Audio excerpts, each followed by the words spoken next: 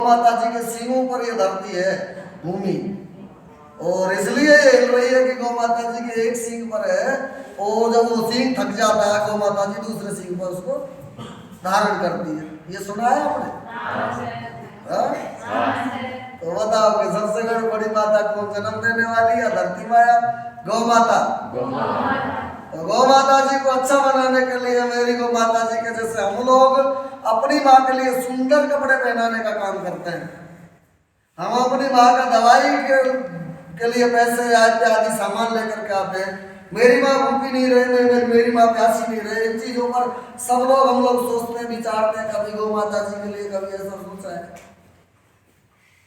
तमाम प्रकार के यहाँ जो बैठे होंगे, कई भाई बहनों के घरों में विवाह शादी हुए होंगे, कभी ऐसा सोचा है कि मैं लोग कपड़े खरीद लूं, मैं गौ माता जी के लिए उसकी गले की घंटी खरीद करके लेकर के आऊं। कभी ऐसा सोचा है कि जो लड्डू भरे टोकरे जो लोग खा रहे हैं, कुछ डस्टबिन में जा रहा है, उन्होंने कभी सोचा है कि मैं जो खा रहा हूं ना, इससे पहले मैं अपनी गौ माता को जिम्मा दूं? ऐसा सोचने वाला कोई है क्या? ऐसा क्यों नहीं सोचते? भूमि को सुधारेंगे, भूमि को और अच्छा बनाएंगे। और ये सर्वदेवमयी सर्वतीर्थमयी पूज्य गौ माता, जिन गौ माता जी के सींगों पर धरती माता का भार है, जिन गौ माता जी के गोबर में लक्ष्मी जी का वास है, और जिन गौ माता जी के मूत्र में गंगा जी की धार है, ऐसी जगत जननी विश्व वंदनीय आनंद कंद नंद नंदना की प्यारी दुलारी इस पृथ्वी पर विराजने वाली सभी गौ माताओं को हम श्रद्धा की दृष्टि से देख रहे हैं क्या? और विचार करके देखें तो अब आप लोग कहेंगे कि जो गौ माता जी धरती को, पृथ्वी को आप अपने सींगों में धारण करके इस पृथ्वी को बचाने का काम कर रही है, जिसको माँ बोलते हैं, वो बचा तो हो ही रही है, लेकिन हम सुधार कर सकते हैं। जैसे हम पृथ्वी आज हम धरती माता की भूमि को कैसे अच्छे से जैविक खेती के जरिए कैसे अच्छा बना सकते हैं, ऐसा कुछ विचार हमारे मन में आ जाएगा। और जबकि 12 वर्ष की आयु तक भगवान श्री कृष्णचंद्र जी ने गौ माता जी को चढ़ाया, लेकिन अपने पैरों में कभी भी जूतियां नहीं पहनी। तो जब वो जंगल में पहली बार चराने के लिए जा रहे थे, तो मैया यशोदा ने उनका हाथ पकड़ा, कन्हैया तू जूतियां पहन करके जा। ना मैया, मैं नहीं जाऊं जूतियां पहन करके। बल क्यों नहीं जा रहा? बल नहीं जाऊं मैया। क्यों नहीं जा रहा? मैं नहीं जाऊं मैया, जूतियां नहीं पहनूं। मैया थक करके परेशान होकर के कहने लगी कि बेटा तेरे कोमल कोमल पैर है, इनमें कांटे लगेंगे, कंकड़ लगेंगे, ये पैरों में कांटे चुभेंगे, तेरे सुंदर सुंदर पैर, कोमल कोमल पैर खराब हो जाएंगे। जब माँ से कहा कि मैं नहीं जाऊं मैया, तो मैया थक करके ना उदास हो गई, मायूस हो गई, तो कहने लगी कि बेटा देवता पहन करके तू जा, चला जा, तेरी मर्जी, पर इसके पीछे कारण क्या है? तो उन्होंने मैया की छुट्टी पर हाथ रख करके कहा, मेरी भोली माँ पहले तू बता, तू रोज मंदिर जाती है? जाती हूँ। तो रोज जब मंदिर जाती है तो जूतियां पहन करके जाती है? नहीं जाती जूतियां पहन करके। बल क्यों नहीं जाती? बल ये कोई कहने और पूछने की बात है, हमारे इष्ट देव रहते, भगवान रहते, उनके दर्शन भला हम जूतियां पहन करके कैसे कर सकते हैं? तो मैया से कहना, मेरी भोली बात भी ये तो बता, जब गौ माता जी के तन में 33 कोटि देवी देवता है, भला उसके सामने में जूतियां पहन करके कैसे जा सकता हूँ? वैसे गौ माता जी को जो स्वयं पृथ्वी को धारण करे अपने सिर पर, तो उसको कैसे अच्छा बना सकते हैं?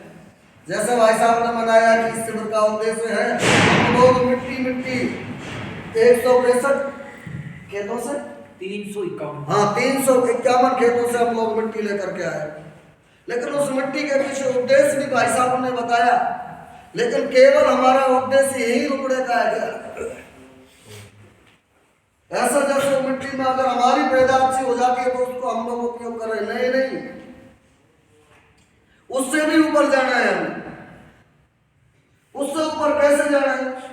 उससे ऊपर ऐसे जाना है, क्या हम अपनी भूमि को सुंदर भूमि बना सकते हैं? क्या सुंदर भूमि बनाने के लिए क्या करना पड़ता है? जब सुंदर भूमि किसी का कठोर संकल्प होता है, सही दिशा में क्रांति प्रारंभ होती है, तो न जाने क्या क्या चीज कर बैठते हैं। बोलो सब लोग जिद्दी, बोलो जिद्दी जिद्दी जिद्दी। एक जिद्दी फिल्म बनी सन्नी देओल की, जिन्होंने देखी होगी उन्होंने देखी होगी, तो वो जिद्दी रहता है उसमें। और मैं मानता हूँ, लोग कहते हैं कि जिद अच्छी बात नहीं, लेकिन मेरा मानना है जिद तो इतनी अच्छी चीज है जिसकी कोई सीमा नहीं, लेकिन बस फर्क बस इतना होना चाहिए, वो जिद सही दिशा में होनी चाहिए कि इस काम को करके ही दिखा दे। तो जब जिद पे खड़ी हो जाती है, ऐसे एक डोसा का उदाहरण यहाँ मिलता है। एक दिल्ली से मुंबई हाईवे निकला है, तो वहां का एक व्यक्ति तय करता है कि मुझे चाहे तो हो जाए, जैविक खेती करनी, जैविक खेती के माध्यम से मुझे सुंदर वन बनाना है, एक बाग लगाना है, बनी नहीं बनाना, बाग लगाना है, सुंदर सुंदर उस पर फूल लगे, सुंदर सुंदर उस पर पुष्प लगे, सुंदर सुंदर उस पर फल आए। ऐसा उन्होंने वो तय किया। और इधर उनको नहीं पता था कि मामला क्या चल रहा है। उधर सर्वे चल रहा था दिल्ली टू मुंबई हाईवे का, और वो दौसा में रहने वाला व्यक्ति का भी उसी जो जैविक खेती करता था, जो जैविक के माध्यम से बाग और बगीचा बना रहा था, वो उस सर्वे में आया। लेकिन जब सरकार ने उसको देखा कि ये व्यक्ति इतनी मेहनत करता है, इतना परिश्रम करता है, कठोर परिश्रम करने जा रहा है, क्यों करने जा रहा है कि मेरा देश अच्छा हो, तो वो रास्ता भी उन्होंने उस जगह को छोड़ करके मोड़ दिया। अब ये परिणाम किसका था? परिणाम था जैविक खेती का। हम लोग जैसे जैसे आगे बढ़ते तो तब तमाम प्रकार की बीमारियां हमारे शरीर में लगती है, और बीमार हमारा शरीर नहीं हो, उसके लिए हमें क्या करना चाहिए? हम लोग बीमार हो जाते हैं, डॉक्टर के पास चले जाते हैं, डॉक्टर हमको दवाई दे देता है, हम सही हो जाते हैं। लेकिन कभी कल्पना की है कि हम लोग कभी भी बीमार नहीं रहे? आरोग्य भारती अपना एक संगठन इस पर काम करता है कि लोग हम कभी भी बीमार नहीं रहे, और कभी भी बीमार नहीं रहे तो जो खेती में हमारे में जो सब्जियां उगाई जाती है, हमारी खेती जिनके कारण होती है, जो भी है, गेहूं है, धान है, चावल है, जो भी है, उनमें हम तमाम प्रकार का यूरिया, डीएपी नाम की तमाम प्रकार की दवाई हम लोग उसमें देते रहते हैं। तो इन सारी चीजों को कौन ध्यान में रखेगा? कभी विचार करके देखना, गौ माता जी के मूत्र को लेना, गौ माता जी का गोबर उसमें घोर लेना, और कभी स्प्रे करके देखना अपने ही खेत में, और परिणाम क्या होगा? एक सुंदर अच्छी फसल आप पा सकते हैं। लेकिन हम लोग लोग ही बहुत है। बात तो ये ना, पैसे के लिए कुछ भी कर सकते हैं। पैसे के लिए कैसे कर सकते हैं? पैसे जब हमको मिलते हैं, पैसे के लिए जब हम काम करते हैं, तो हमें ऐसा लगता है कि हमारी खेती में, हमारी जमीन में कुछ भी हो, कुछ भी क्यों नहीं हो जाए, लेकिन अच्छी पैदावार होनी चाहिए। लेकिन वो ये नहीं देखते कि उससे ज्यादा कहीं हम लोग बीमारी पर खर्च कर देते हैं। और आज आपने जो 351 गाँव की मिट्टी ली है, इस मिट्टी को कहा, अब आप अपने 300 कभी तिलक लगा करके, चंदन लगा करके देखना उसका, तो वो मिट्टी नहीं रहती है, वो चंदन बन जाता है। ऐसे ही जब देश की आजादी के लिए संग्राम चल रहा था, तो नेताजी सुभाष चंद्र बोस ने तय किया था कि मैं आजाद हिंद फौज के लिए मुझे राशि एकत्रित करनी है, पैसा जुटाना है।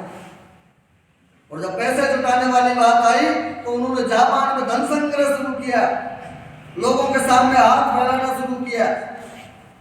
लेकिन जब एक बुढ़िया की कोट झोपड़ी पर गए और उस दादी माँ के सामने, माता जी मुझे हमारे देश की आजादी के लिए पैसे चाहिए, तो माता जी ने कहा कि मैंने आज तक किसी को भी अपने घर से खाली हाथ नहीं जाने दिया। तो वो दादी माँ कभी अंदर जावे, कभी बाहर, कभी अंदर, कभी बाहर, कभी अंदर, ये उसके साथ चलता रहा।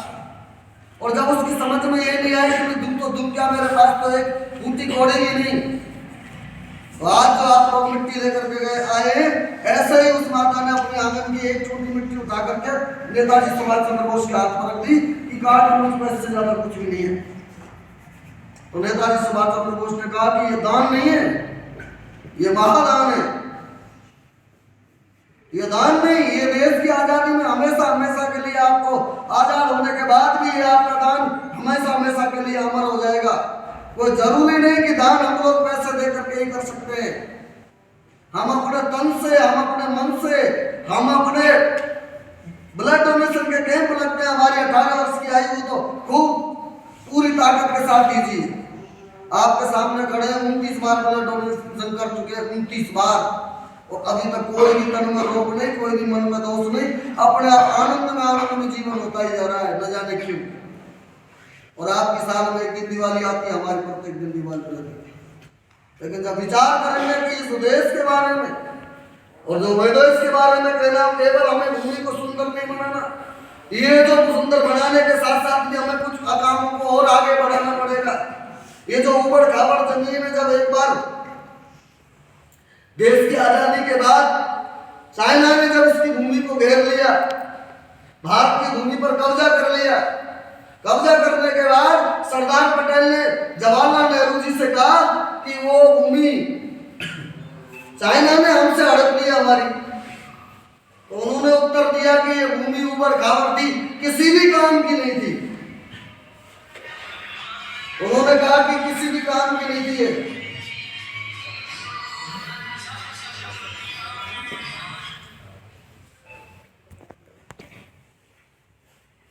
सरदार पटेल जी ने उनसे कहा कि सरदार पटेल जी से नेहरू जी ने कहा कि ये कोई उबड़ खाबड़ जमीन थी, भूमि थी, उसका कोई उपयोग नहीं था, उसके बिना हम रह सकते हैं। तो सरदार पटेल जी ने कहा था अच्छा रह सकते हैं, आपके बालों पर आपके सर का कोई उपयोग नहीं, अगर जूते से आपके बालों को उड़ा दिया जाए तब भी आप जीवित रह सकते हैं कि नहीं रह सकते, बढ़ रह सकते। ऐसा उन्होंने उत्तर दिया। तो बालों को आप उड़ाना क्यों नहीं चाहते? तो इसलिए एक एक पाई, एक एक जमीन का एक एक टुकड़ा आपने विचार किया है। आज हम भूमि को सुंदर खलिहान बनाना चाहते, सुंदर उद्यान बनाना चाहते, सुंदर अच्छी भूमि बनाना चाहते, उपजाऊ भूमि बनाना चाहते, लेकिन इसकी क्या गारंटी आपके पास ये भूमि रहेगी? पृथ्वी के जितने भी देशों को आप लोग देख लीजिए, मैं गारंटी के साथ कहता हूं कि अगर किसी भी देश को पुण्य भूमि कहा जा सकता है, किसी भी भूमि को क्षमा की भूमि कहा जा सकता है, किसी भी भूमि को दया की भूमि कहा जा सकता है, किसी भी भूमि को कल्याण की भूमि कहा जा सकता है, किसी की भूमि को धर्म की भूमि कहा जा सकता है, तो वो भूमि कौन सी है? वो भारत भूमि है। और इस भूमि को हम लोग सुंदर नहीं बनाना, सुंदर बनाने के साथ साथ हमें इस भूमि को बचाना पड़ेगा। और आप ये मत कहना कि बचेगी कैसे ये भूमि, अगर नहीं बचेगी तो हमारे पास बचेगा क्या? बोलिए, नहीं बचेगी तो हमारे पास बचेगा क्या? अब बचने के पीछे ऐसा क्या है? मैंने एक दिन बताया था, आज मैं दूसरी बार आप लोगों के बीच में आया हूं, लेकिन कभी विचार किया है हमने 1876 में अफगानिस्तान को खो दिया? कभी विचार किया 1904 में हमने नेपाल को खो दिया? कभी विचार किया 1906 में हमने भूटान को खो दिया? कभी विचार किया 1937 में हमने बर्मा को खो दिया? कभी विचार किया 1939 में हमने श्रीलंका को खो दिया?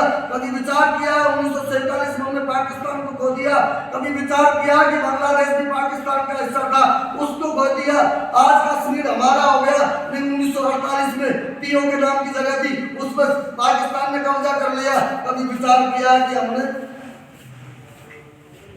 जो हमारी जो तिब्बत को भी हमने 1914 में खो दिया?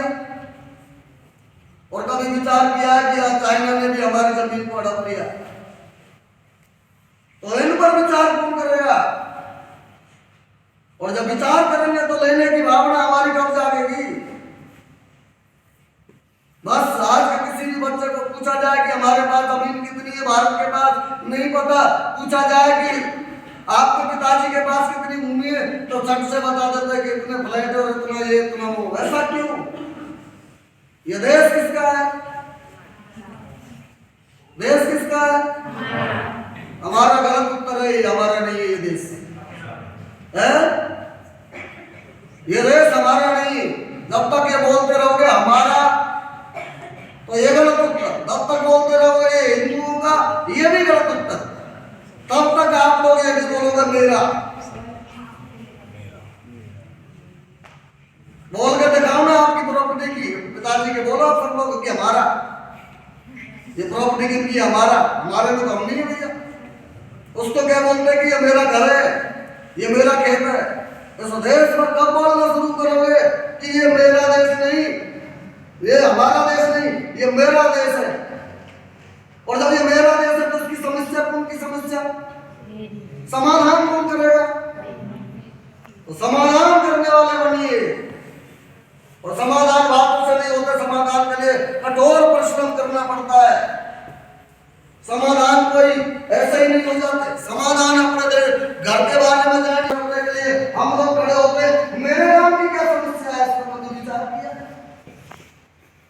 मेरे देश की क्या समस्या, मेरे तहसील की क्या समस्या? इन समस्याओं को एक समस्या बताते, आरक्षण आरक्षण आरक्षण। उनको आरक्षण ना बात नहीं बताया कि हम लोग